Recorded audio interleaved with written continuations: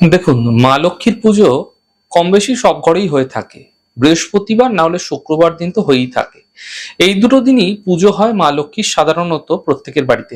কিন্তু আমি আপনাদের বৃহস্পতিবারের জন্য একটা ছোট্ট উপায় বলছি, কি করবেন। একটা বাটি নেবেন, ছোট পেতলের বাটি হলে খুব ভালো, যদি না হচ্ছে তাহলে স্টিলের বাটিও নিতে পারেন। সেই বাটিটার মধ্যে সামান্য যে গুঁড়ো হলুদ আছে, সেই গুঁড়ো হলুদ দিয়ে মা লক্ষ্মীর চরণের সামনে রেখে দিন। এটা বৃহস্পতিবার দিন আপনাকে করতে হবে। এবং মন্ত্র সেখানে বসে আপনারা জপ করবেন বৃহস্পতিবার দিন সকালবেলা। রিং শ্রিং রিং, এই ছোট্ট মন্ত্রের জপ 108 বার, অর্থাৎ এক মালা। স্ফটিকের মালা হলে স্ফটিকের মালা, পদ্মবীজের মালা হলে পদ্মবীজের মালাতেও করতে পারেন। এবার কি করবেন, পরবর্তী দিন অর্থাৎ শুক্রবার দিন, এটা হয়ে গেল। এই প্রক্রিয়া হয়ে যাওয়ার পর শুক্রবার দিনকে ওই বাটির মধ্যেই 11খানা অখণ্ডিত আতপ চাল বেছে বেছে নিয়ে ওই হলুদ গুঁড়ো যেটা রেখেছিলেন যে বাটির মধ্যে, তার মধ্যে আপনারা 11টা আতপ চাল দিয়ে দিন শুক্রবার দিনকে।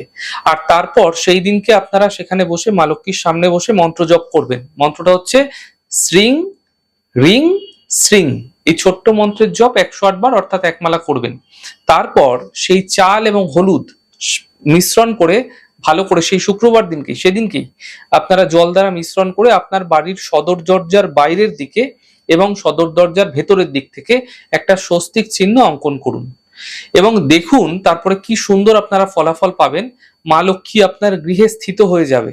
আপনার বাড়িতে এই প্রক্রিয়া পরপর 5টা বৃহস্পতিবার এবং শুক্রবার, বৃহস্পতি শুক্র করে পাঁচ পাঁচ দিন করতে হবে। চমৎকার রেজাল্ট আপনারা দেখতে পাবেন। মা লক্ষ্মী দেখবেন আপনার গৃহে বিরাজ করছে, অর্থনৈতিক সংকট আপনার গৃহ থেকে দূর হয়ে যাচ্ছে।